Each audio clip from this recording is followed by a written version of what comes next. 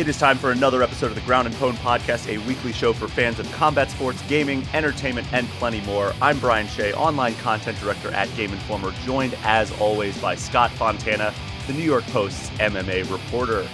We are coming off of a weekend with no UFC to speak of, but the fall gaming season is starting to heat up. And because of that, Scott, I say we start with gaming this week. But first, how are you doing this fine morning?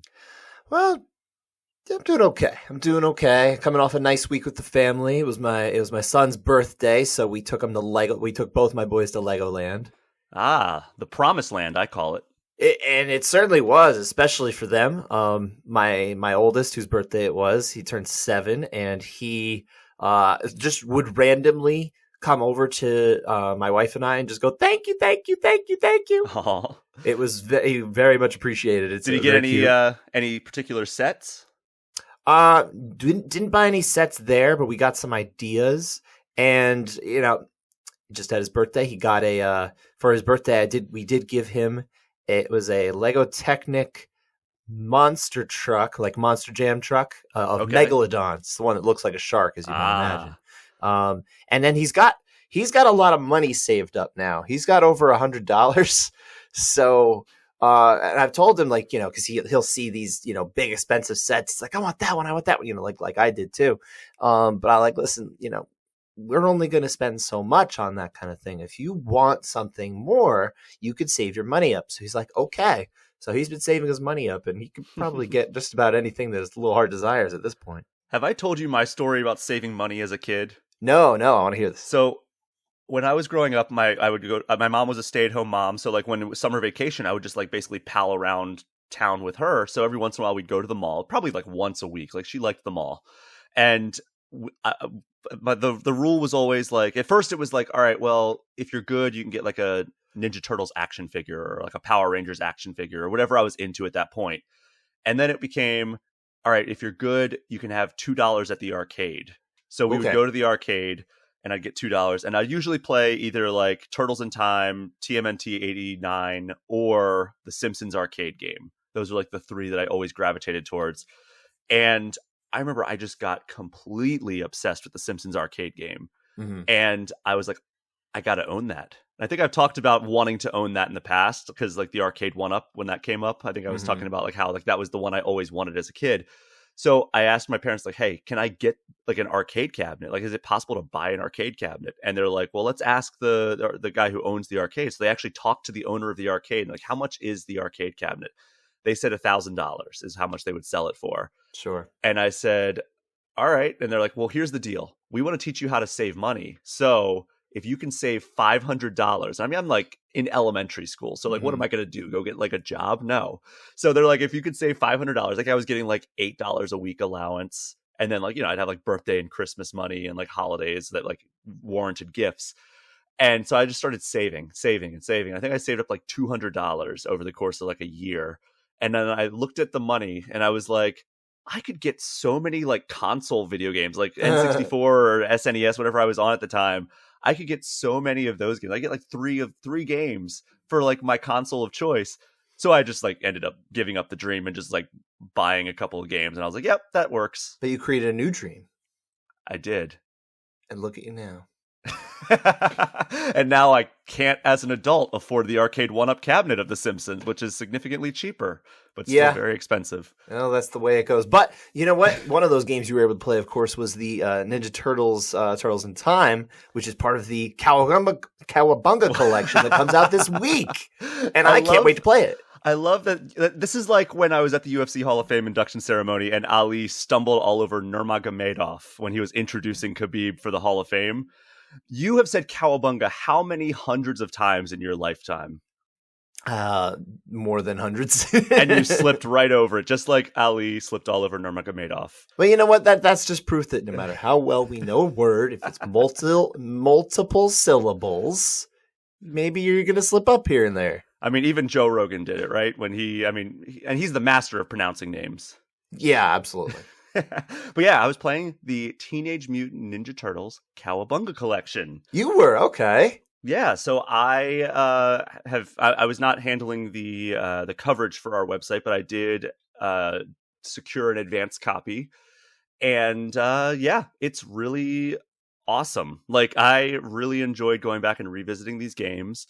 And it definitely, some of the games show some cracks, as you would imagine. 30 years later, which one shows the most cracks? I mean, I haven't played all of them, but I would say the Game Boy games probably. I see. I never played any of those actually. I'm curious to check them out, just as like morbid curiosity. But I mean, also like the non-SNES tournament fighter games were never really that great. Sure. Does that include Genesis? The Genesis one is the collection.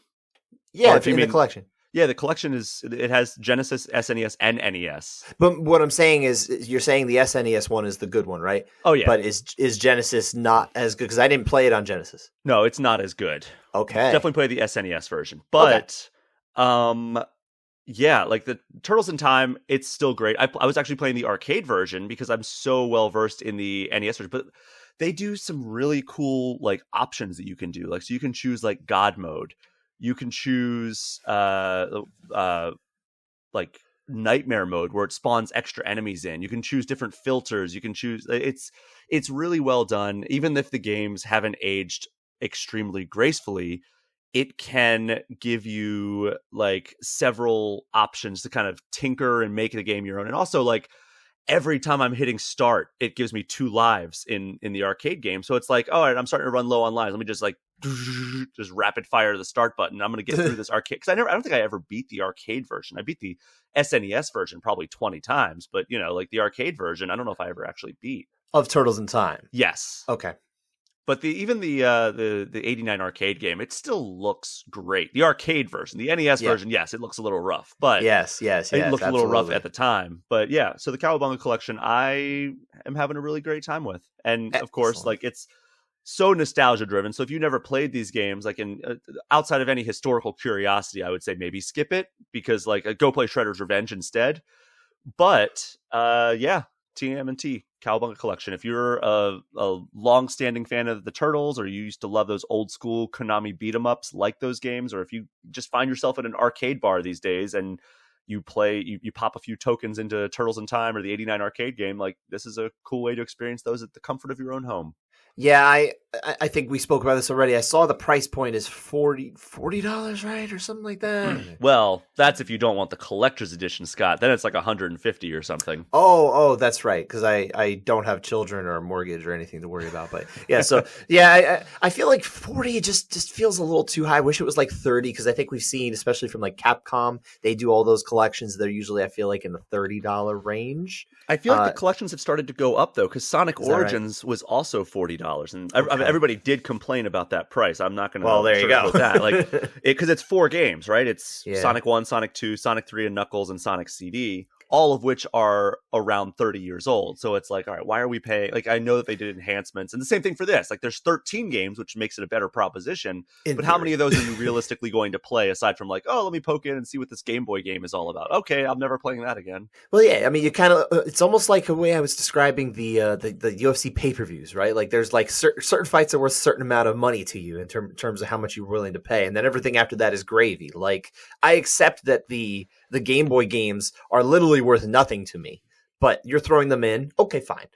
I'm paying if I'm paying for $40 for the Cowabunga collection, these are the games that I'm really that I want out of it the most. I want Turtles in Time, especially the SNES edition, but either one is fine. You can do multiplayer on the arcade. What's that? Online, you can do online multiplayer with the arcade version. With the arcade, but not the Super Nintendo, which is a little disappointing, but it is what it is. Manhattan Project for NES. I love that game. The Turtles arcade game, not the NES Turtles arcade game. Yes. Those are two different, that one's fine too. You're ping-ponging back and forth between the home version. Kinda, you know what I mean? And those are mostly it for me, really, when you come down to it. I'll certainly dip my head into. I was not a big tournament fighters guy, but I'll try it again now as an adult. It is brutally hard. I know it is. That was why I didn't like it as a kid. I wasn't up for that challenge. Maybe nowadays I'd be up for it a little bit more. I don't know. We'll see. But knowing that I would skip those other ones, that's fine. I want to play the NES game. I want to play like the original NES game that everybody hates. I want to play it from start to finish with God mode on. I will do that. That I'll do too. But that's not necessarily like why I'm buying the game. It's like you're throwing that in. I'm like, good, fine. I expect it, but I don't really want. Like, I don't need it.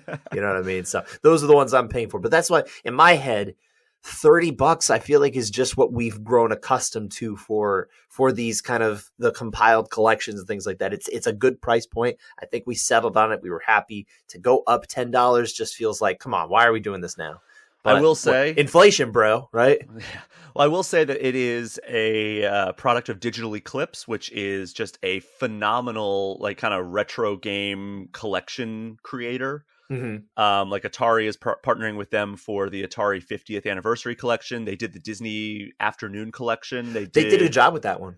They did first Mega Man Legacy collection. So they've done a lot of those, like really, really well done. Like, so like, like the emulation is going to be spot on. You know that they're going to do a great job, like archiving as much like museum stuff and other fun little Easter eggs as possible. So yeah, like I wholeheartedly recommend it if you're a Turtles fan, especially like the old school arcade games. But yeah, it's hard to recommend a collection of very old games for people who don't have nostalgia for it. Right. This is for a very specific audience that realistically, if you're like me, you're probably not going to, I'm not going to be able to resist. I don't think buying the day one, especially I might wait and just see if someone's going to be like, yo, let's play. And if no one's going to be like, yo, let's play, maybe I can wait just a little bit of time and see if I can get it down to maybe in the holidays. Maybe there's a sale or something like that. So. Well, I got it on Switch. So if you want to play something, I know you're a PS guy, but like I thought it'd be a good game to have on the go. So I was like, I'm going to get the Switch copy. Well, I'll tell you this. If you're going to tell me that we're actually going to play, like say, listen, let's play tonight. I'll buy it the night we're going to play. Well, we have not played Shredder's Revenge yet.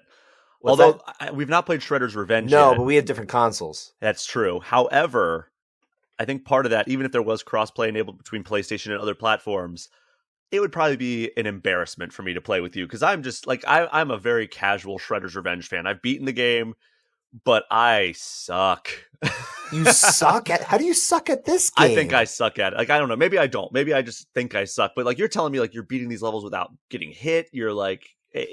You're getting all the trophies. Like, no, I'm not dealing with all that. It's like I don't have time to like devote my life to figuring out how to beat this boss without getting hit. But here's the thing. First off, I've already accomplished it. I don't need to do it again. You know, like, I'm not expecting you to do it. I'm a very non-toxic gamer when it comes to, especially in co-op play. Well, that's good because you're otherwise a very toxic person. Fun time. That's all I want. Yeah, exactly. I'm very abrasive and that kind of thing. Yeah. No, I think it'd be fun, man. I've played with friends and got them through, and mostly what it is when I'll play with like a buddy. And you've already played through, so I probably don't need to do this quite with you. But like, I'll like hang back a little bit and let them do at least a little more of the work than I would try to like go crazy and clean up for. So that way they can level up their character and that kind of thing. I try to be very good to play with. I want to be a good teammate. Of course. So Scott, I am also playing another game that I think I talked about 2 weeks ago or maybe a week ago. Cult of the Lamb, is that the one you're talking about? Cult of the Lamb and Blossom Tales 2. Okay. Both of which are extremely fun and I highly recommend both of them. I talked about Cult of the Lamb. Actually, I talked about both of these games.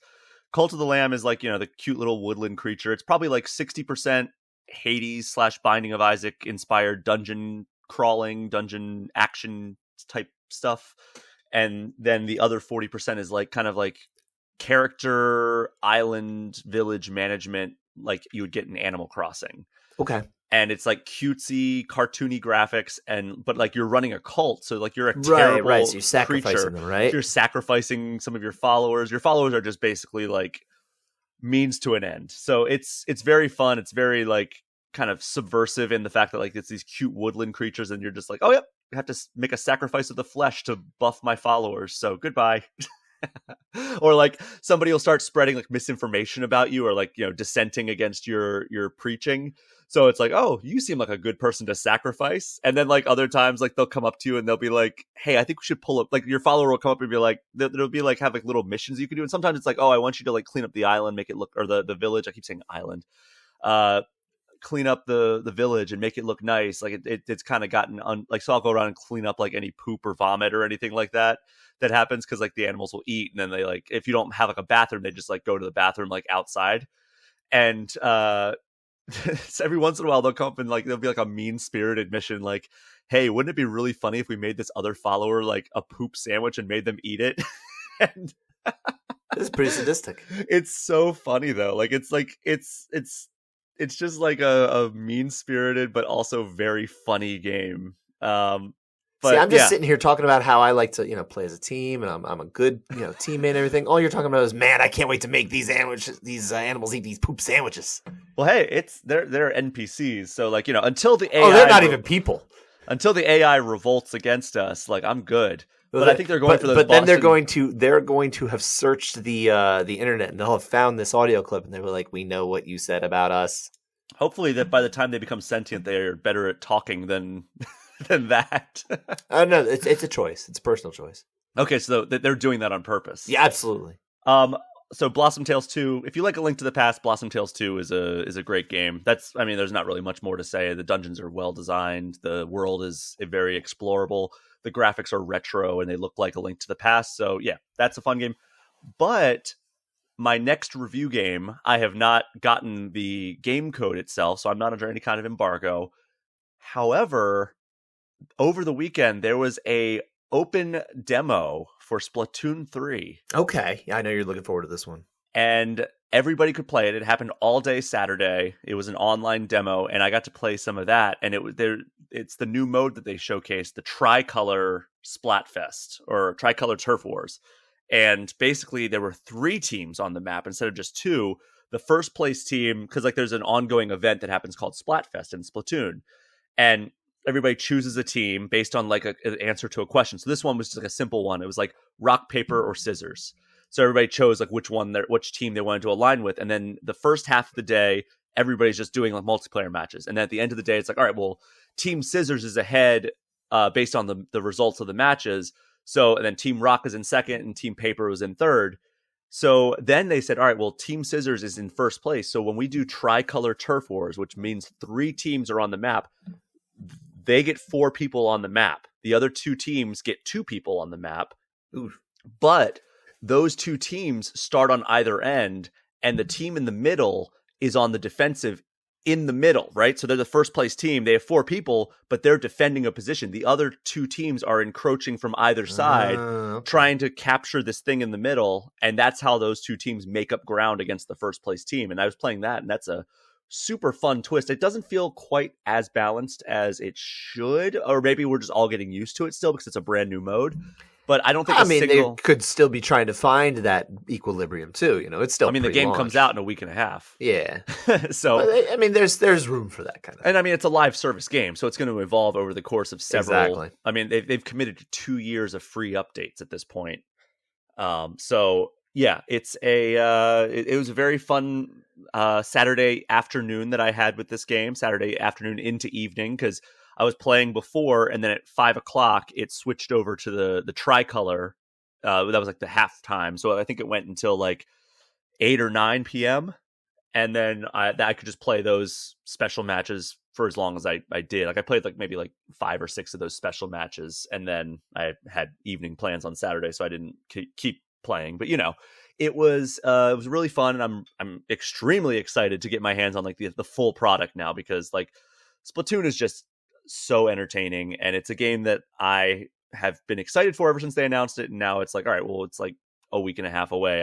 I can't wait, and I'm going to be reviewing it for Game Informer more than likely. So you've been a big proponent of Splatoon over the years, right? Oh yeah, like I was not excited. I'll be honest. I was like, when the first game was coming out, our reviews editor at the time came up to me and he was like, hey, like, don't take on any huge projects. You're going to be reviewing Splatoon for us. And I was like, oh my God, this game looks like a kind of like half-baked ideas. It looks like it's not going to be that fun. Like I was like, all right, well, this is either going to be like a really fun game and it's going to catch me off guard, or I am going to hate this. And it's going to be like, all right, another failed attempt for Nintendo to like branch out to a new like genre. Cause like they'd never done like really a competitive shooter.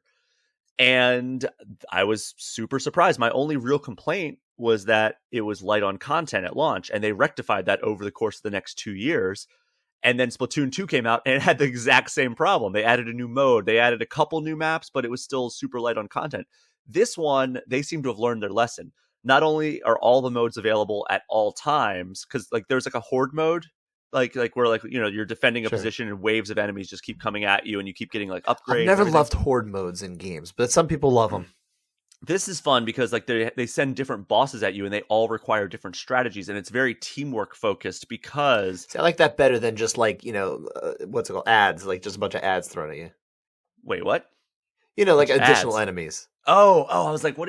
Like, I was like, this is not a free to play game, Scott.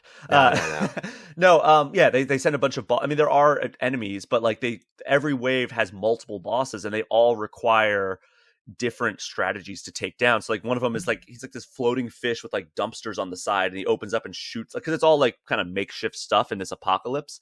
Sure. And so they has like dumpsters on the side that open up, and he shoots like rockets down. And while they're open, you have to throw a grenade into them, and it explodes the things one by one. And then that's what defeats the boss. And then when the boss is defeated, they drop golden eggs, and you run up, grab the golden eggs, and you deposit them in the basket. And that is how you survive wave after wave. You hit a certain quota of eggs per wave. However, Salmon Run on Splatoon 2 was only available like 6 hours a day. It was so dumb. And this time, not only are there 12 maps at launch for the multiplayer, Salmon Run is available all the time. Single player story is back with I think it's as big as it ever was. And then also there are a couple of other things. There's there's Table Turf Battles, which is like a new collectible card game. And there's just so many more. They've solved the problem of having a deficit of content at launch, because they've always said, oh, we'll just fill in the gaps with the content after launch, and that always affected their review scores. It's like, I'm so sick of playing the same map over and over and over again. But now there's so many maps at launch. There's almost as many maps at launch of Splatoon 3 as there were Splatoon 1 and 2 combined at launch. Wow. So they've done it. So I'm really excited for this. I haven't gotten my hands on the final version. I played it when I was in New York. I played it over this weekend, and all signs are pointing to this being just a great game. And I'm excited to actually get to evaluate the final product once it comes in. Sure. Yeah, I've never really gotten into the Splatoon series. I played it, when Splatoon 2 launched, I did play that. I just couldn't get into it again, probably because it was late on content. And then I just never really went back to it. And I think that is part of the problem with these live service games now, is they're really hoping they're going to keep you. But man, I mean, what if I've already moved on? I hope for people like you, and maybe for the fans of the series that want to see it grow and that kind of thing, and especially for Nintendo. Not that I don't have to root for a conglomerate, but but I would say if this is a game people love and more people could love, I hope that it launches with everything that people want. Yeah, all indications are that it is. And they've even said, like, the expansion that we put out, they put out one paid expansion for Splatoon 2. They're like, that did so well for us. We're going to say that, like, in addition to the 2 years of free updates, we're also going to do premium DLC in those 2 years as well. So, like, There's a lot of content coming down the pipe. I think they're banking on this being a pretty big hit. And, I would say it's probably going to be a really good game. But, like, again, anything can happen. The final game could come in like, oh, the single player story lasts 5 minutes. Okay. Yeah. Although I've played more than 5 minutes of it already. So I know that's not true. You can confirm that part. So, Scott, that's enough about me. What are you playing? So I'm playing a little bit of Super Mario 3D World right now. I'm still trying to make my way through, but I'm playing like kind of casually. What I played last night, actually, though, was something I've been looking forward to.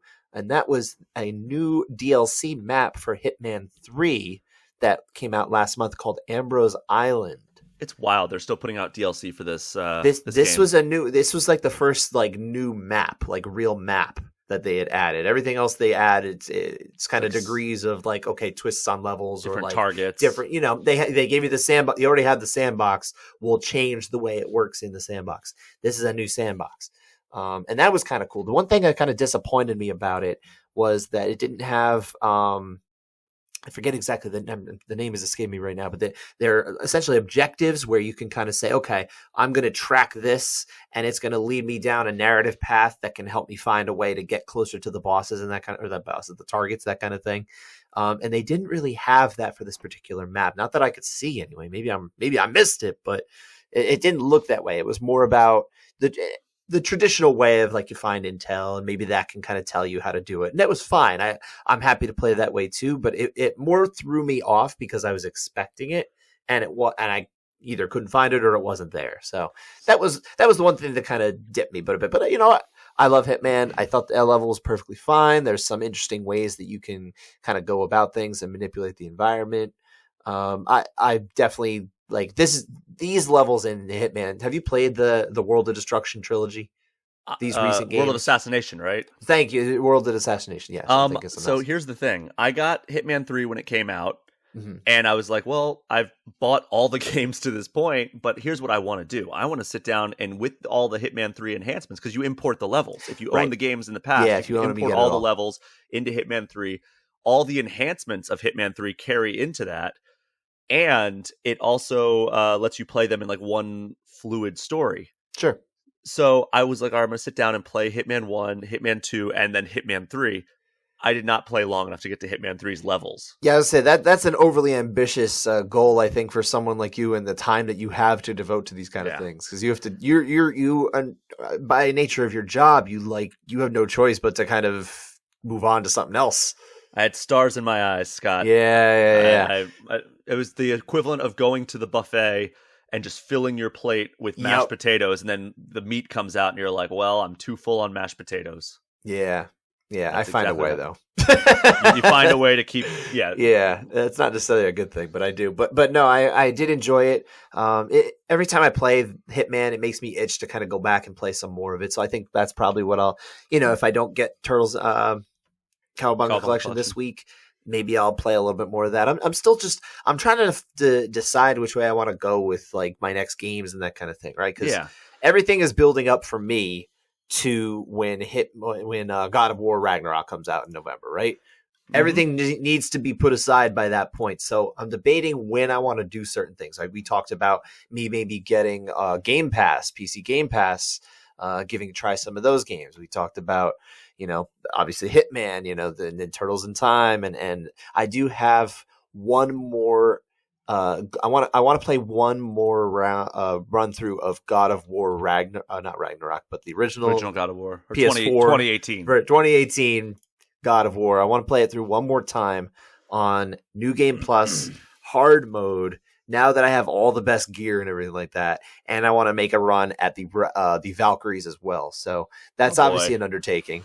Yeah, I just want to challenge myself. I want to see if I can do it. So Scott, we talked about, you mentioned like you're planning out your gaming for the rest of this year. Yeah. Let's look at like what is coming on the horizon actually. Like how about we do that a little bit? Because like I mentioned at the top of the show, the holiday season is upon us. Like the fall / holiday gaming the holiday release season, yeah. Yes. There are a lot of games coming out in like the next few months. I'm just going to run down a couple of them here.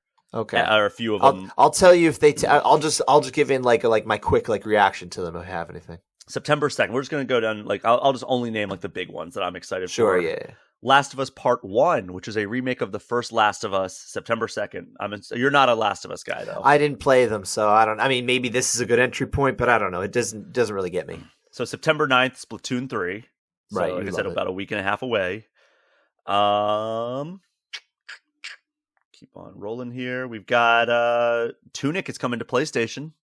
Okay. One of the greatest indie games of the year. It was on Xbox and PC. Now it's coming to PS5 and PS4. I know you were playing that one. It doesn't really get me though. Okay. Are you a point and click adventure game guy? Sometimes, but Return to Monkey Island, which is a continuation of that series, but sure. like the original creator is back for this. Well, that's nice to hear. Yeah, there's some hype around that. Are you a 2K guy? NBA? Like basketball? Yeah, NBA 2K. You play that at all? Yeah, but I've also kind of there's almost like a silent protest now because the game has just become one giant like push to get your money. God, I hate it. Like the gameplay is so good. The gameplay is so good. I know. It's everything around it is total garbage. Yeah. It just makes me feel dirty playing it. So I'm like, I've kind of just moved away. Honestly, sports game wise, I'm much more into like arcade games and that kind of thing at this point. Okay. Arcade style. So October, there's some big ones in this one. Okay. The one I'm excited for, Overwatch 2, October 4th. It's free to play multiplayer, cross-play, cross-progression, redoing the entire gameplay. So it's not 6v6, it's 5v5. I'm so psyched for that. A buddy of mine's very interested in that. I've never been an Overwatch guy, so. Yeah. I'm much more picky. You're gonna notice this if you haven't already. I'm much more picky about the games that I'm like buying at this point. Sure, and that makes sense.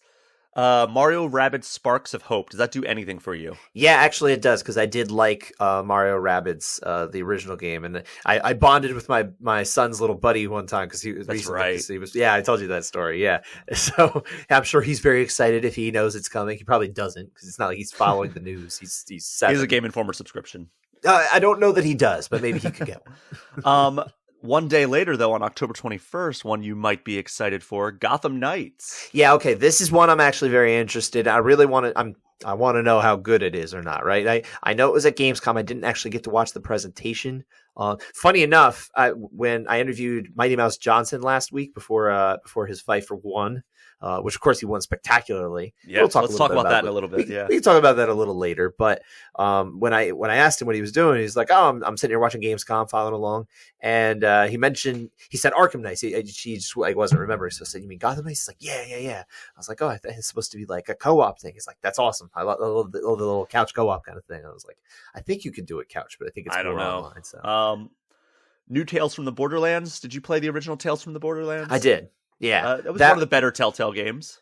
My buddy and I are actually that's one game we're also talking about. My buddy and I are debating going and playing the original Borderlands, like the Game of the Year edition. Oh, interesting. Yeah, which it's available on everything. It's available on PS4. I never played the actual Borderlands games, but I played Tales of the Borderlands. Borderlands 2 is the one you should play, I think. Going back. Well, I think we're just going to start at 1 and we'll see how we feel anyway. We have access to all the games now, so like if we feel like skipping, we could just skip. You have the Handsome Collection? Is that which one you have? I have the Handsome Collection. Okay. I have that. I don't have 3. I'll buy 3 if I feel the need to get to it when we get through 3 other games or 2 other games if we skip one. So here's 3 that I'm just going to rattle off at the end of October, all on the same day. Okay. Bayonetta 3 on Switch. It's Call of Duty. That'll be interesting. Call of Duty Modern Warfare 2 on pretty much everything but Switch. I've moved on from Call of Duty. Resident Evil Village is putting out an expansion that includes Reverse, which is its multiplayer, and the Winters expansion, which is additional story content. Okay. So that's good for the horror genre fans. That's not my thing. And then we'll just wrap it up. I mean, there's some stuff. We'll keep going. November and December. Obviously, November is still very jam-packed. I'll say November 8th and 9th, we got 2 big ones. We've got Sonic Frontiers and God of War Ragnarok. Yeah, I know which one of those I'm playing.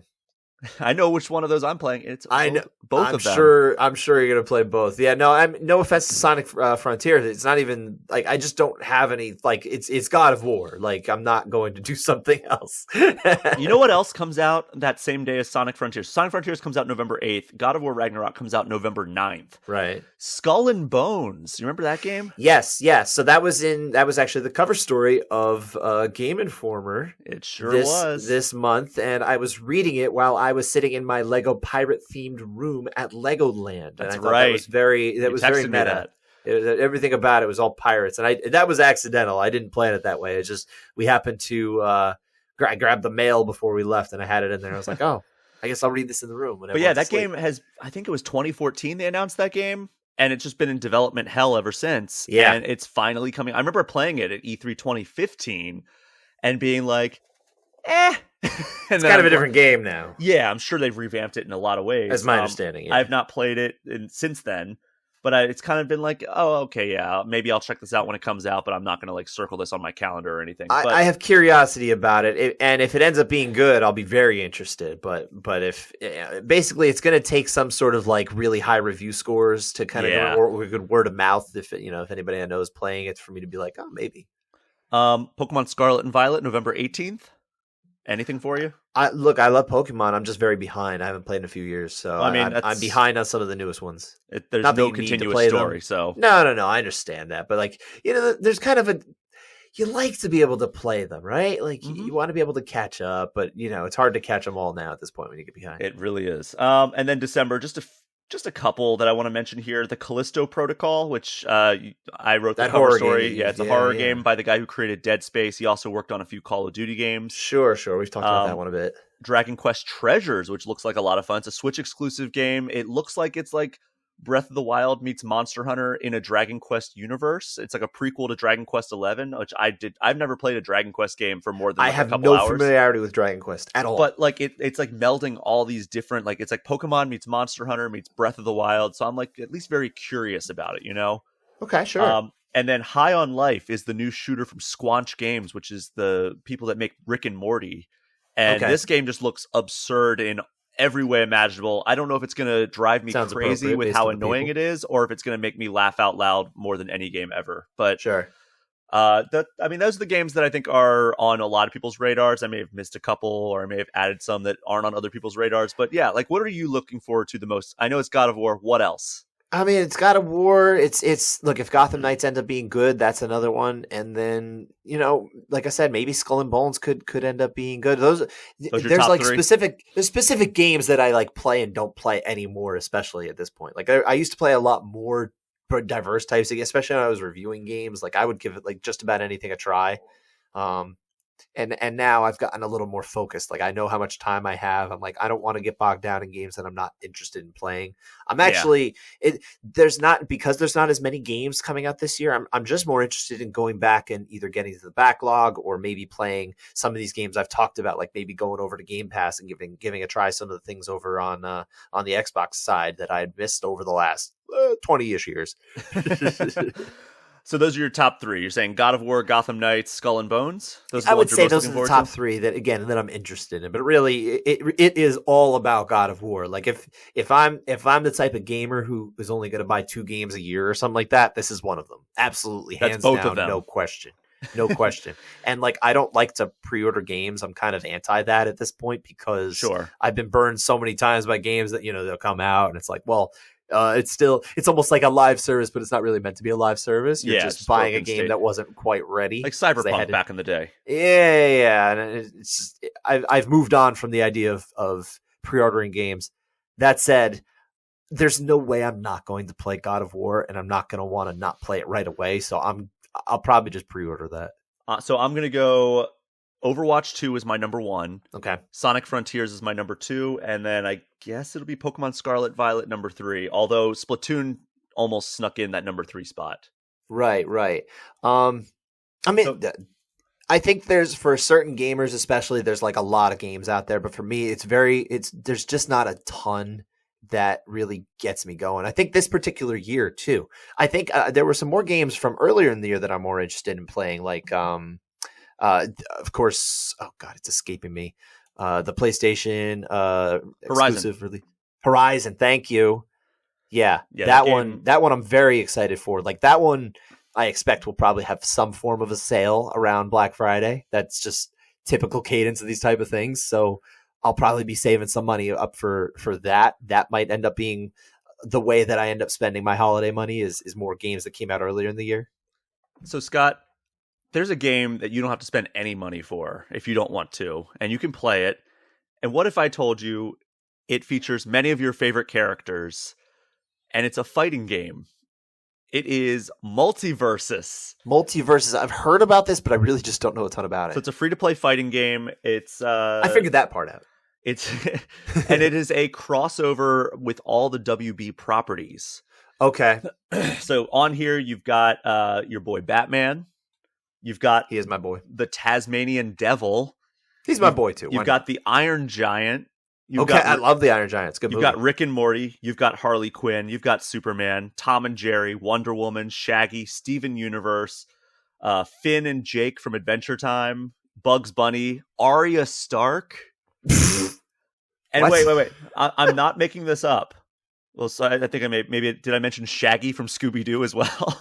You might have, but now all I can think of now that Arya is in the game is I want Hodor, but go on. But hold on. It's not the most absurd addition yet, because not only is there an all-original character named Rain Dog, which is a hybrid reindeer dog, but also... Yeah, you can't see my face right now because you're listening so to this, we have... my face is a little twisted right now. On the horizon, we also have Black Adam.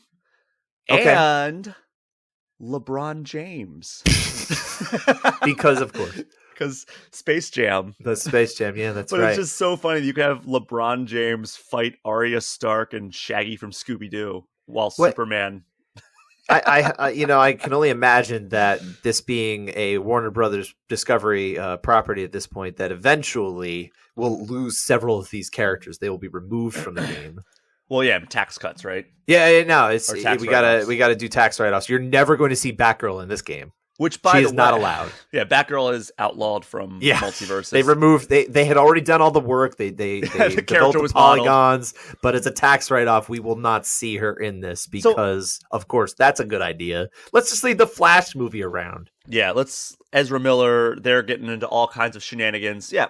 Just keep it going. But yeah, Batgirl. It doesn't sound like the best. Yeah, I mean, I know obviously we're kind of moving away from the game here, but like, man, I just have to say this. Like, what was the point of trying to save this Flash movie that obviously is extremely problematic because of the star of the film is getting into all these problems? It's just it's ridiculous and look, you can understand that they are going through some mental health issues and that kind of thing, and that's to a degree, but also there's some disturbing allegations out there. So it goes beyond just, oh, this is a person who needs some mental health help.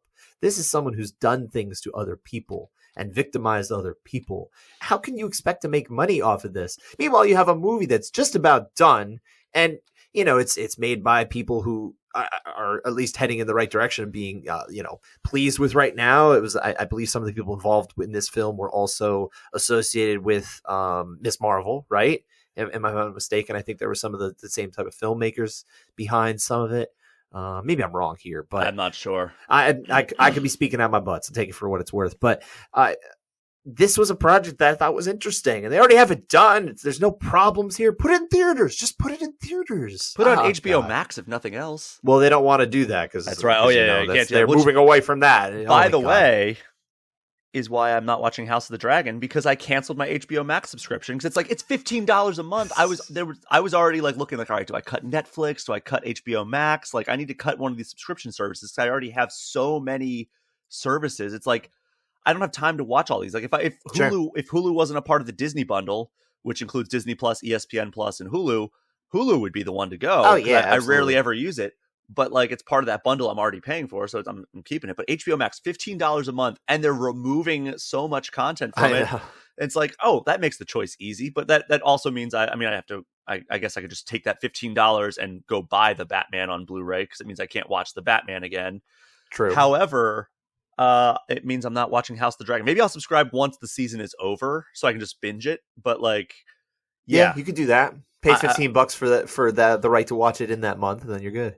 Yeah, I'm assuming you're watching it. I am watching. I'm definitely. I read all the books and everything, and I watched the show, obviously. So I mean, I came to the books after the show. The show got me into it, but then I dove deep into. I've read like the extended lore and that kind of thing, and I already knew the story that they were going to develop for House of the Dragon, so I was very excited for it when I knew that was what they were going to focus on, because I know it's going to be there was some people who had, of course, a bad taste in their mouth from Game of Thrones. So I didn't think it was quite the disaster that everybody else did. It wasn't a great way to wrap it up. I also can divorce myself from the way the books could end up doing if George R. R. Martin ever writes them again. The books will never end. That's the thing. Like, what are we, 3 books from it being over? I mean, it's 2 books left, but we're now 11 years removed from the last release. So yeah, he keeps taking on more projects. He was writing Elden Ring.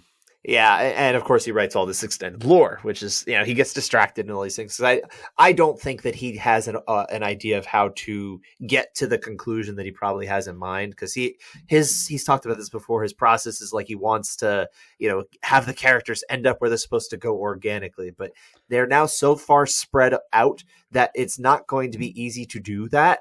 So at some point, George, you might just have to force your hand as the writer and figure out a way to get everybody over in King's Landing. And also, dude's in his 70s, which is concerning. Early 70s. He's not. Everyone made it like he was like about to die. And granted, he's not young, but like I know people whose parents are perfectly healthy and older than him, so I'm not that concerned about that. Maybe we're getting closer to it, but either way, I'm just saying, like, maybe don't take more than a decade between the last 2 books. It would be nice if he did that. Correct. The funny thing is, I almost have a feeling like when he finishes one, he might be able to finish the other one like shortly thereafter, because one book would probably be about getting everybody in the right place, and then second book would be about wrapping it up. I don't think he doesn't know how to finish it. I actually think he knows how to finish it. I just don't think he knows how to get there. He needs the bridge. For the Game of Thrones specifically, that finale. Yeah. I think the final season was not the disaster everybody makes it out to be. I will say that the season finale, the final episode of the series, was catastrophically bad. Not Dexter catastrophically bad. No, it wasn't Dexter bad. There were no lumberjacks.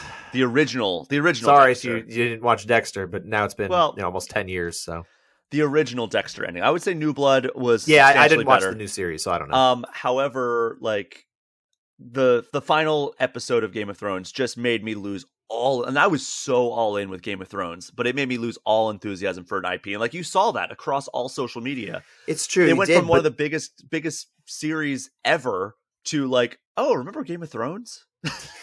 It's true, but also they got a massive audience for the first episode. I think they got like 20 million viewers watched the first week, maybe not live, but they count it now, of course, over the course of the few days, right? As they should. They got enough that they said, well, we're gonna approve a season 2, or they announced season 2. So they're happy with their audience. We're 2 episodes in now. I think it's setting up a very interesting world. I know the story's going to get good, so I'm going to be patient, and I hope others will too. I think it already is building some interest, but I will say the one critique that I have of this series so far compared to Game of Thrones, and it's very early, there just aren't a ton of charismatic characters. And I don't mean that they're not necessarily going to be in interesting stories, but there's just something that compels you to be interested in that character on its own, right? Maybe it's the acting, or maybe it's the way that they interact with the scene and that kind of thing. I think Matt Smith as Daemon Targaryen is really good. I know you're not watching the show, and I'm not going to go into deep details. I don't want to spoil anything for you, but I think Matt Smith is really good as one of the Targaryen princes. But other than that, I think I'm still waiting to see characters really step in and make me like really interested in that particular performance, that particular way that they're chewing up scenery or something like that. So we'll see. I'm being patient, but I just need more, I think. Just wait until I introduce the character of Edmund. He's a great coach, like he's going to help one of the greatest, most influential female fighters of all time. I see where you're going now. I was like, what are you talking about, Ed? I was thinking, do you mean Edmure Tully? No. Just remember, like, if spoiler alert for Game of Thrones season 1, if they would have told Daenerys' brother head movement, maybe he wouldn't have ended up that way. Maybe head movement. Just shout it, head movement, over and over and over. That'd be the way. But so you had some other stuff you wanted to talk about. Yeah, I did. So I don't know if you watched this or not, or even if you were aware of it, but on Netflix, they released just last week, or maybe it was a week and a half ago, Tekken Bloodline, which is an animated Tekken series. I have not watched it. I'm aware of it, but I've not watched it. Are you interested in Tekken? Like, is that something that I used to be back in like the Tekken 3 days on PS1? I was obsessed with Tekken. And then Tekken 4, I was like, it's a little less good. And then like Tekken Tag Tournament, I loved. That was the first game I picked up with my PS2 was Tekken Tag Tournament. Oh, cool. And then I kind of slowly fell off. I got, what was it, Tekken 6 that had Akuma from Street Fighter in it. Okay. Yeah, I didn't say I don't have like a ton of Tekken experience. I did play Tekken 7. I think 7's the more recent 7's the one with Akuma. Yeah. No. Is it? Yeah, maybe. I've interviewed Katsuhiro Harada, who is the creator of Tekken. Sure. I have a picture of me getting punched in the face by him. Oh. And showed it to the cops. Caught on camera. He fled the country shortly thereafter. I mean, he was at E3, so that's why. He was going back home because, yeah. But yeah, he's actually a very fun interview. I wish I liked 3D fighting games as much as I used to. Like, I don't know. I'm much more of a 2D fighting game guy at this point. I mean, me too. Absolutely. I'm there too. But I will say, I just have like kind of a passing, fancy with the series. I did like the most recent one that I played, the PS4 one. But before that, I really had played very little Tekken. But I was interested enough that I was like, I should check out the series here. I know a lot of fighting fans really love it too, and fighting game fans. So yeah, I watched it, and it seemed like it was a really good kind of introductory to kind of that world, the Tekken world, the story, the lore, that kind of thing. So I enjoyed it. It was 6 episodes. They were, I think, about 20-ish minutes each. So really, you can knock it out like a movie. more or less. And at this point now, it's almost like a short movie because movies can be almost 3 hours. Yeah. But God. no, I thought it was solid. I think it's probably for maybe even a lapsed Tekken fan, maybe you'd be interested in watching this, sir. It's not. It's the same old situation. I'll add it to the list, and sure. If there's ever like a time where I don't have 7,000 shows and movies I'm supposed to watch because there's just an infinite pool of content these days, maybe I'll watch it. I will say at least it's such a low commitment, and the fact that it's not actually a movie and it really is broken into 6 episodes, you can nickel and dime 20 minutes at a time. Yeah, I could do that. You do what you want. I mean, it's your time, of course. My list right now is for shows that are already out in their entirety. I need to get through the latest season of Umbrella Academy, and I need to get through the latest season of Stranger Things. After that, it's wide open. Like I'm done Better Call Saul. She-Hulk is episode by episode, which I'm really enjoying She-Hulk, by the way. I have not been watching it. We're a little behind in my wife and I with the Marvel shows. We still haven't finished Miss Marvel. Okay. Well, She-Hulk feels like the first, like, almost a true comedy in the MCU. Like, Ant-Man has, like, some comedic elements. Like, obviously, Paul Rudd is the lead. So it's a very funny movie. Guardians of the Galaxy is a very funny movie. But I would say that She-Hulk feels almost like a network sitcom in the Marvel universe. And there's a lot of like very big names from the MCU in it. And like maybe the moment that I laughed out loud the hardest in the history of the MCU is in the post-credit scene of episode 1. I'm not going to spoil it. Okay, yeah, definitely don't. But that's good to know because my wife and I like we do, and they're only like roughly a half hour, right? Yeah. I think they're like 25, 28 minutes. Yeah, I think this is the problem is oftentimes finding like an extended amount of time for my wife and I to sit down and watch a show, and sometimes she just doesn't feel like watching an hour-long show, so we'll just watch something. Now we're watching House of the Dragon too, so that's like she's also a Game of Thrones world gal. These episodes are so breezy because again, it's modeled after like this will be the way to get her in, like a network sitcom almost, and it's funny like that, and it's like she breaks the fourth wall all the time, or like a couple times an episode she'll like talk directly to the audience. But like there's a post-credit scene for every episode from what I understand, and they're very breezy. Like the second episode I was like watching it, I'm like, okay, this is going, like we're off to the races, and then it was like credits, and I'm like, what, it's over already? And it's like I looked, I was like, oh yeah, that was like 27 minutes or 26 minutes.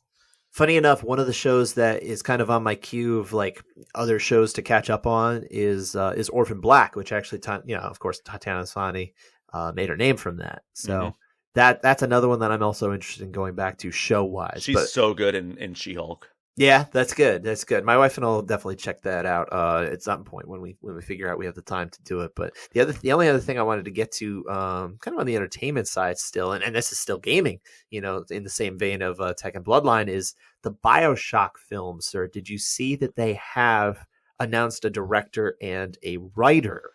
Yeah, I did. So is this a Netflix thing, or I believe it is a Netflix thing. That was my understanding. So they're clearly not interested in tax write-offs. No, but they might get to. they might get there. I don't think their subscriber numbers are where they need them to be or want them to be. But they'll just raise the rates like they have. Yeah, that's true. Yeah, it'll pass the buck on to us, but or inject ads. Yay! But the director here is going to be Francis Lawrence, who is known for a lot of things, a lot of music videos from the the 90s into the 2000s, the Hunger Games sequels, and I Am Legend. I could see that. I could see that being like a good vibe fit for a Bioshock movie. And the writer here, he's done a few things as well. He's collaborated with Lawrence, but also he wrote Logan. This is what stood out to me is that is a terrific film. Oh, that's an amazing. It's the best X-Men movie by a mile. It is.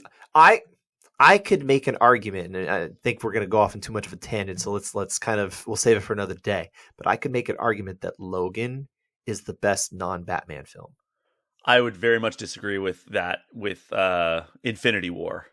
See, I don't feel that strongly about that movie. So. Infinity War might be my favorite movie of all time, though. So, I mean, that's fine. That's fine. You got that. But yeah, and of course, we could go into a deep debate on that one. But let's save that for another day. We could duke it out over Marvel games and films at some point. We absolutely could. I think we need to make that an upcoming episode, especially on one of our maybe one of our travel weeks, that kind of thing, pre-recorded. But what's your level of confidence and interest in this Bioshock film project? Well, seeing as how the Netflix Resident Evil series turned out, I'm gonna say 6 out of 10 because like they've Okay. got the talent, but like they've also shown that when Netflix is behind some of these adaptations, see Death Note, see whatever that other one was that kind of failed recently, anime adaptation. But you know they also have Umbrella Academy, which by all accounts a lot of people really love. I really like it. So I'll give it a 6 because there's a lot of talent behind this. There's I don't know how familiar they are with the games. I'm hoping that they collaborate with what like Ken Levine and other people that have been involved with the games. But like they've shown that like not a great track record for these adaptations from other mediums, whether that's anime, whether that's video games, whether that's comic books. Like Umbrella Academy seems like one of the better adaptations that they've done. But yeah, like the Resident Evil series was just canceled. They just announced that last week. It got canceled after one Did you season. watch it? Because I didn't. No, because I saw clips of it and it looked awful. Okay. Yeah, I didn't. I knew that. See, I thought I heard some people like think it was really good early on, but then I've heard mostly negative. Well, there's one of the clips that I saw just looked like, am I on drugs? Because like it was like these two women in a room, and like this one woman's clearly like a maniac because she is singing a Dua Lipa song and she's putting her own words to describe the current situation. And I'm just like, I feel like I've accidentally ingested something. Yeah, that does sound a Like, little strange. I thought maybe this was like a parody that somebody did, but I was like, no, this is like actually what it is. And I'm like, what? Like, I mean, at the very least, we're talking about people who've worked on films that we've seen before. Maybe some of them we've enjoyed. I don't really care for the Hunger Games sequels, and I mean, it depends what you thought of like the music video for Aerosmith's "Jaded." You know, where well, I mean, I'd rather I don't want to miss miss a thing. Yeah, I think that's a better exactly. personally. But no, look, I can't not be fascinated by a Bioshock film project. I'm going to watch it, even if it's a train wreck. I'll probably have to watch it, but I hope. I'm more excited for the writer here than necessarily the director, but we'll see. We'll see what happens. I know that a lot of creatives really do like the Bioshock games. Like you hear about a lot of creative types in Hollywood who've actually played Bioshock because they like the narrative, they like the story, the world, that kind of thing. So I mean, it's a been very masterfully built inspirational. world. What's that? It's a masterfully built world. Mm-hmm. I think you know, there's some controversy about like the ham-handedness of the storytelling. Sure. There's some controversy about like, all right, these games like they kind of like go out of their way to connect when they really shouldn't. But like Bioshock Infinite, I had a really great time with. I thought it was a fantastic. I thought it was game. fantastic. I really did. Bioshock 1 was great, especially in its time. It hasn't aged super great, like some of the mechanics and like the gameplay. Bioshock 2, I actually have never played. I never played it either. I skipped it. That's not even true. I actually played like a good 20 minutes of it one time, and then it's not that I didn't want to play it anymore. I just kind of like didn't play it again, and then there was another game. That was really what it was. Scott, what do you say we talk some fisticuffs? Yeah, would you kindly coming move up on on about to an the hour fisticuffs now? Let's do that. Yeah. So we've got this UFC Fight Night live from Paris, France. Yes, We've that's coming got up this weekend. Cyril Gane, Paris, or is he from Paris? He's just from France. He is. Where's that very large French. man from? But I know he's French. French, but is he from Paris or just France in general? I don't know which village / city he's from. Where is this man fighting out of? He is fighting out of I can tell you, Tai Tuivasa is from down under. Vincennes, France, is where Cyril Gane is from. But Sure. either way, it's a home game for him, and it's a big one because it's the UFC's first time in Paris. And fighting a charismatic fan favorite in Tai Tuivasa, which, by the way, he's already pinnacle. I don't care if he goes on a run and he becomes the heavyweight champion. The peak of his career will always be him coming out to Spice Girls, going into the cage, knocking Greg Hardy unconscious, and then on the way out, downing like 6 beers on the way back to backstage. It is quite heroic. That's just that's an iconic like 25-minute sequence that played out during that course. For the hardcore fans, I think especially that one I feel like didn't resonate on a more global level, but for us fight fans, our real fight fans, it's there. But what a legend Tai Tuivasa is. But this fight, let me just ask you about this fight in particular. It's a heavyweight fight, right? So like heavyweights, can be hit or miss. We know these particular heavyweights. What would you rate your main event interest right here on our 5-star scale? I'm going to say 3.5. And the reason for that is Tai Tuivasa to this point has been fun fight guy. And then he got to a Derek Lewis fight where everybody's like, oh, this is going to be a fun fight, but Derek Lewis is probably going to win this. And then Tai Tuivasa gets in a firefight with Derek Lewis, which you're like, oh, that's a bad idea. But he comes out victorious. Not again, knocking. I never Derek thought it was Lewis a bad unconscious. idea. I thought it was more like, someone's going to go down. Yes, but at the same time, he's fighting a guy who has had a proven chin, and he is the all-time knockouts leader in the UFC. Sure. So it's like, all right, that's probably not a great idea. And On paper. I mean, he might hit harder than anybody in the UFC not named Francis Ngannou. Derek Lewis does. Or maybe it's Tai Tuivasa. But maybe it's Tai Tuivasa. But like that was just a sharp, hard elbow that he put Derek out with. And then Tai Tuivasa came out and you're like, oh, maybe this guy has something more than just fun fight capability, even though he's also very much a fun fight guy still. This is going to be the ultimate test for him, though. He is going up against a guy who many people considered an uncrowned champion going into that fight against Francis Ngannou. And a lot of people think that he still might have a championship ceiling. Like, this guy might still be, I mean, he's the former interim champion. Again, he won a fairly one-sided fight against Derek Lewis to win the interim UFC heavyweight championship.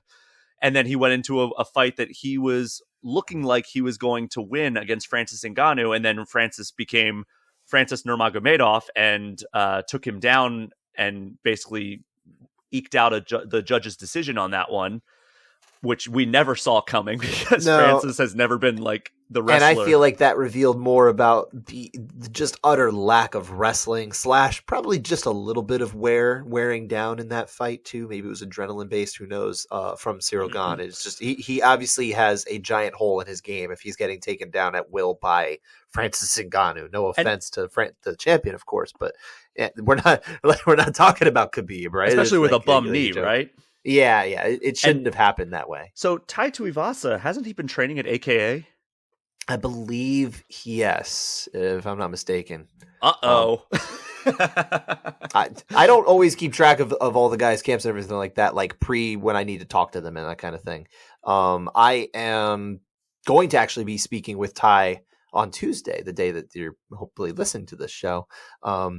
So, yeah, I'll familiarize myself with that when I need to. But right now, I don't know off the top of my hand which camp they're at. Yeah, they change camps all these times and that kind of thing. But my interest in this one. Go ahead. Because you gave your score, right? Yeah. You were 3.5.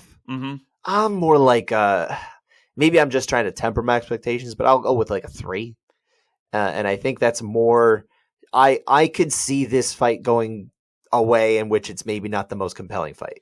You know, it's kind of like an outclassing by Cyril Gane, where he just kind of can pick him apart because he has superior technique, he has superior movement. He doesn't move like a heavyweight; he moves much differently, and he's able to fight in a way that, you know, I always say heavyweight fights really ought to be just one round because I don't want to watch it past 5 minutes. Cyril Gane, at the very least, he's got enough talent to make it interesting and engaging and make it seem like a fight that's not a heavyweight fight. Like these drag everyone's dead and they're just throwing, on fumes and that kind of thing, which we've seen more at almost like welterweight and featherweight and stuff lately, right?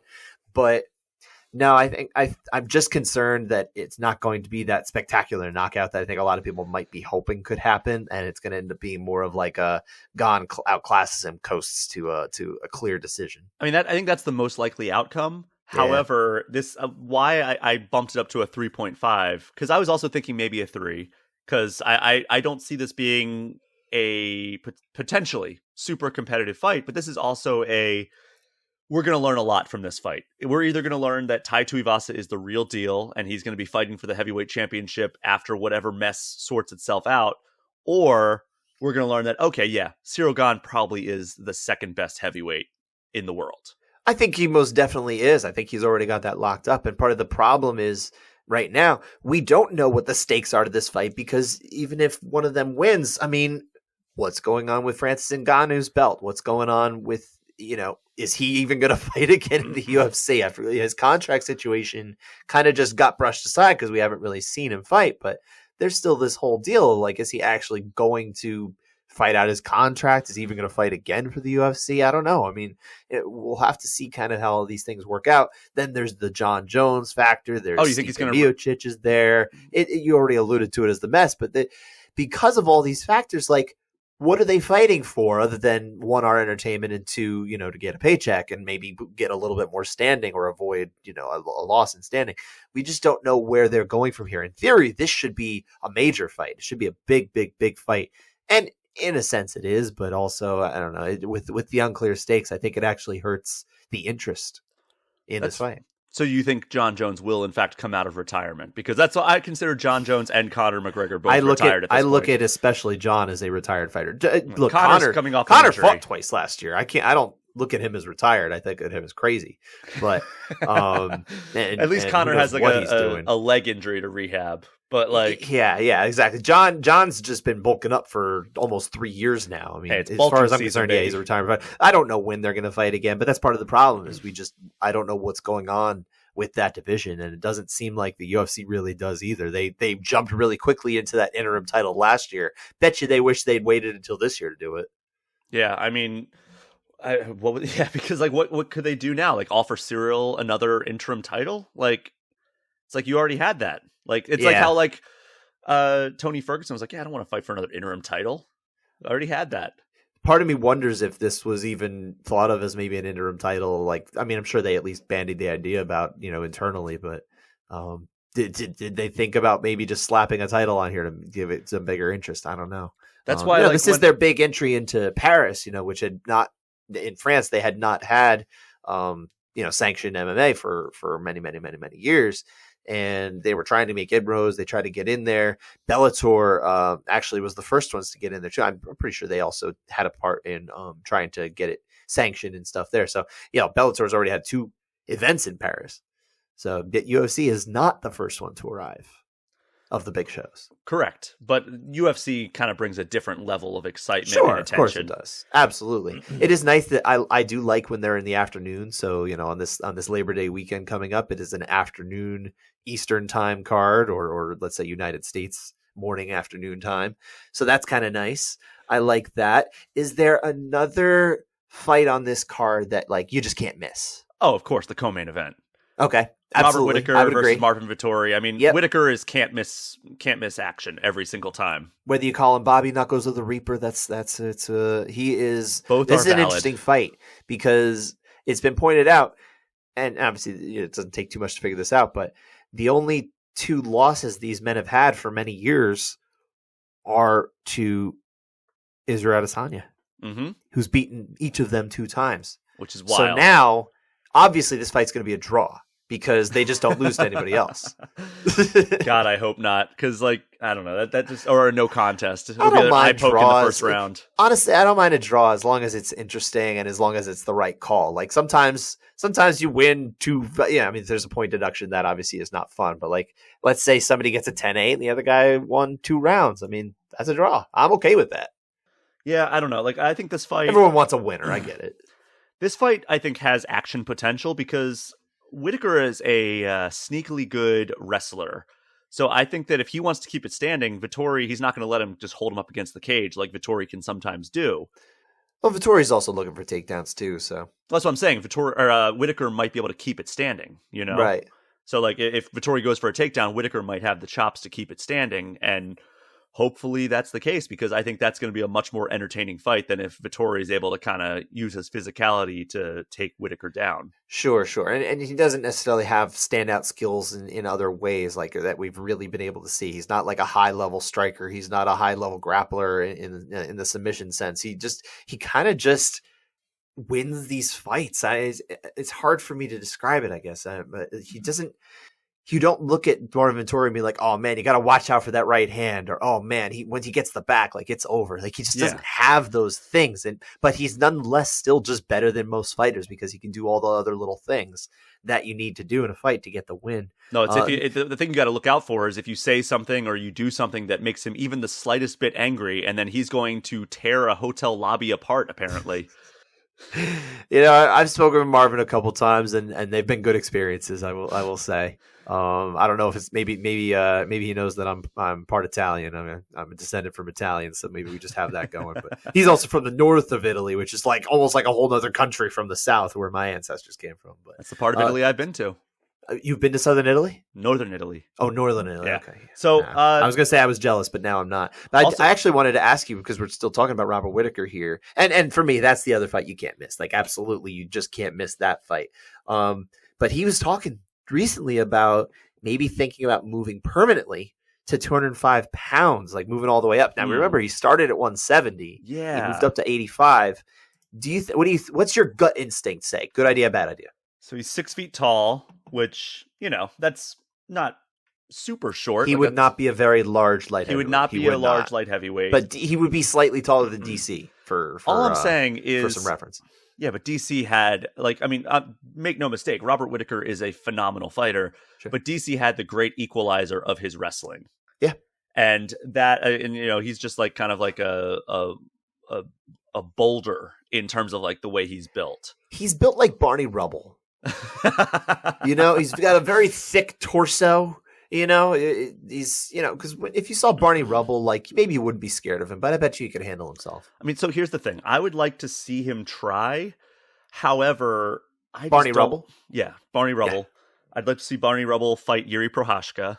That'd be interesting. But like I feel like Robert Whitaker.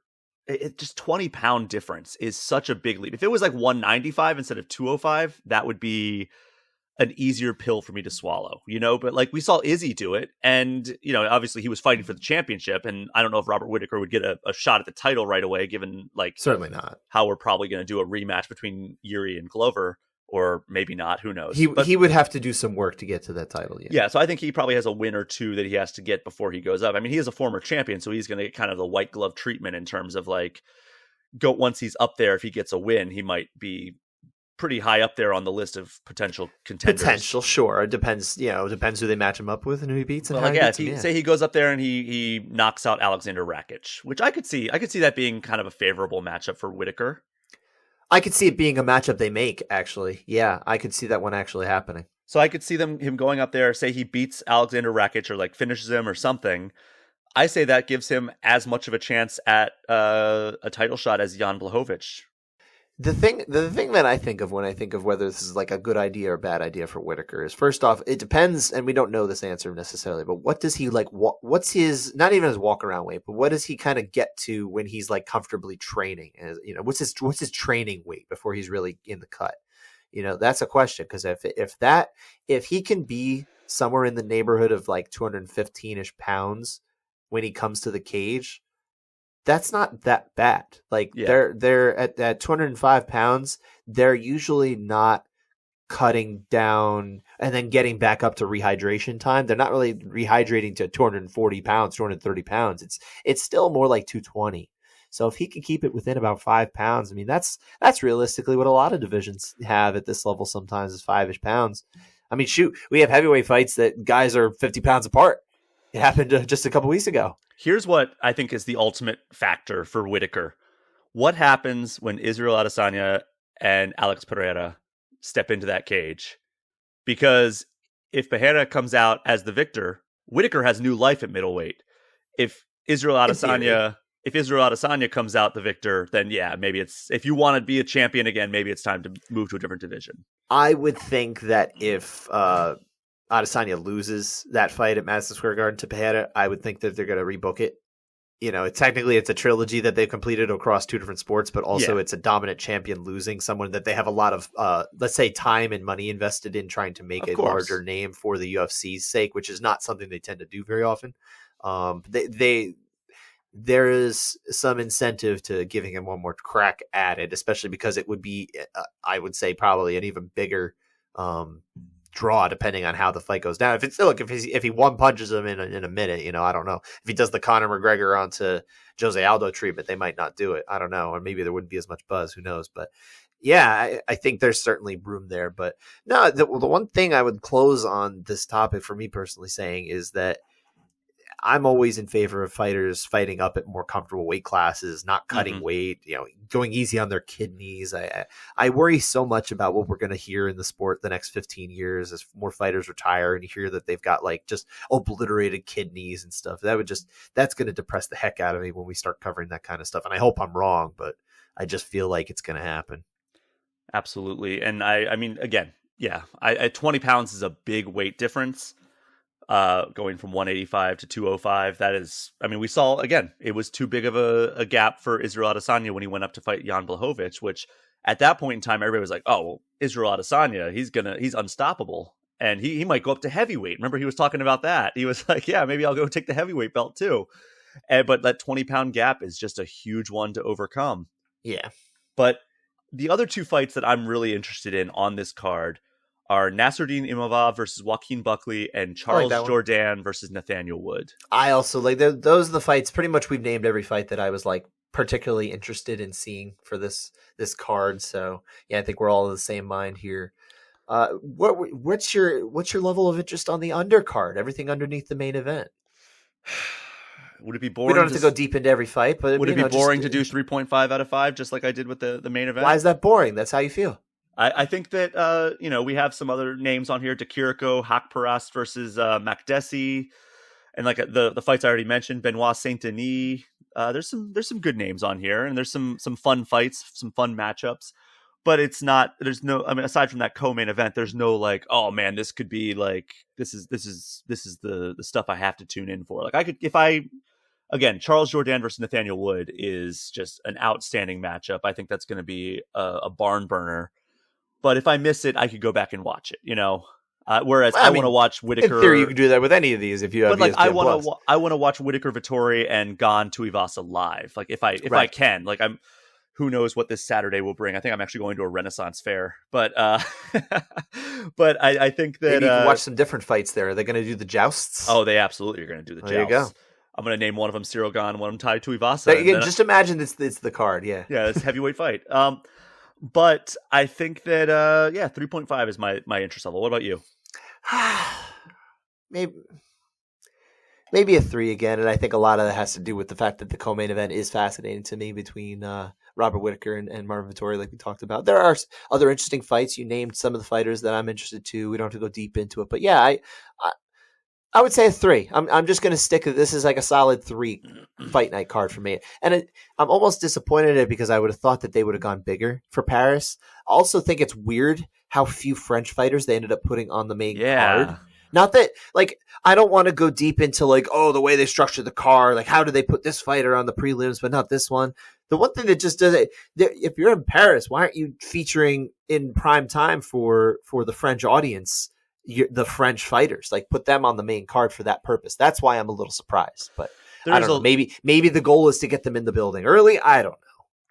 Yeah, and I will say that like the two things that are, or the thing that's going against it for both of the two big fights is that the storylines and like what the consequences are of these fights is so murky. Like we talked about the heavyweight fight, the same thing applies to that middleweight fight. It does. Because like, all right, they've both lost to the champion twice. What if either of them win? All right, now they're whoever wins is the number one contender. But what does that even mean in this division? In a sense, it's almost like a good thing to do though, because you've got two guys that you don't really necessarily want either of them to beat, knock off a competitor or a contender.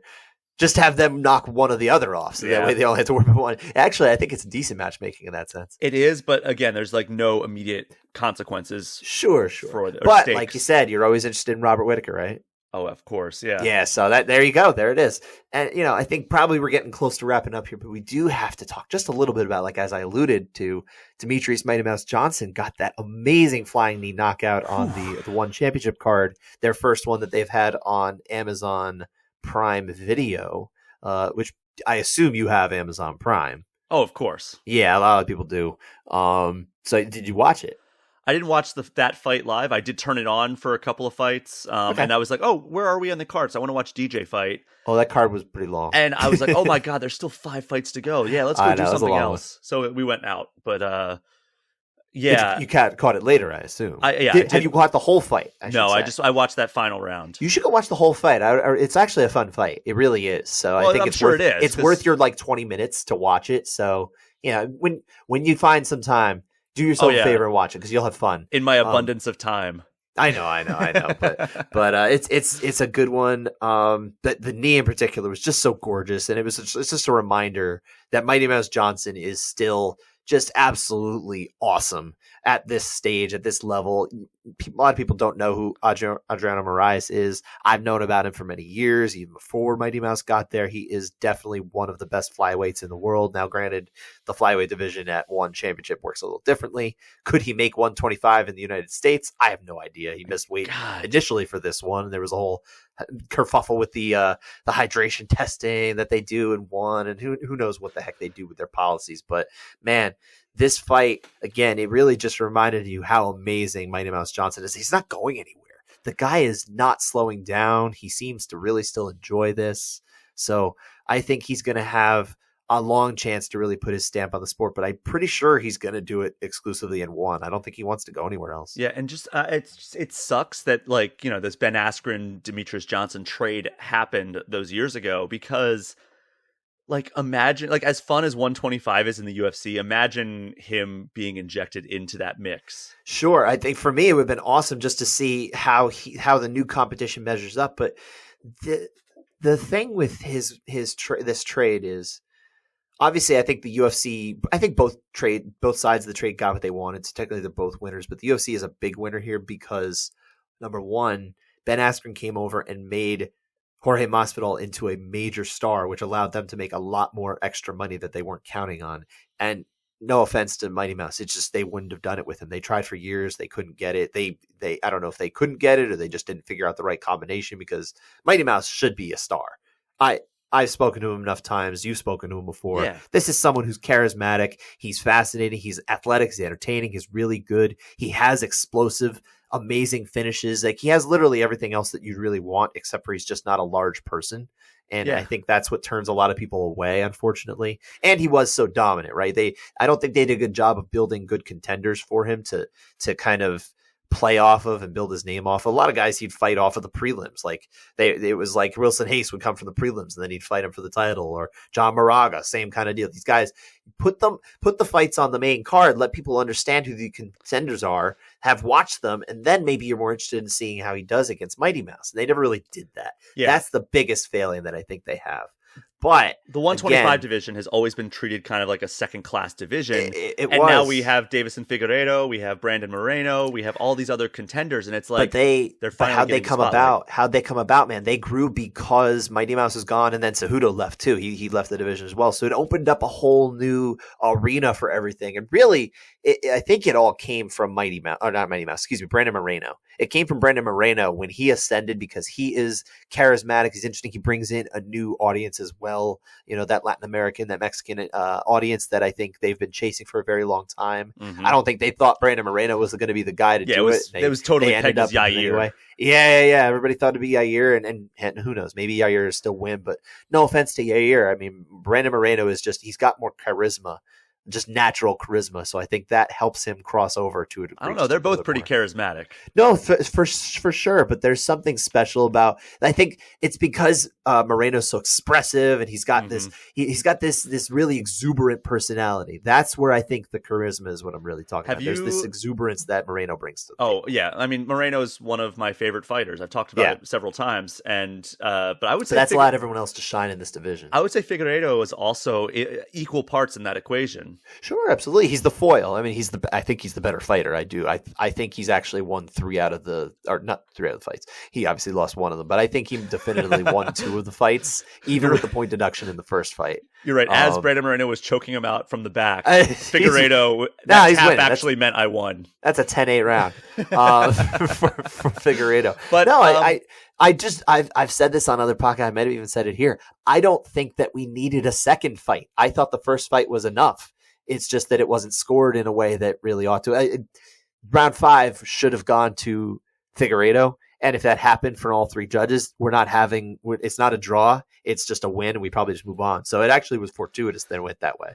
Yeah, I mean, I will always be a Brandon Moreno fan, and I'm always going to root for him over anyone he fights pretty much. I mean, maybe if he fought DJ, I'd be like, all right, who am I going to root for here? Because sure. I also have had really good interactions with DJ, so it's hard for me not to root for him. I get you.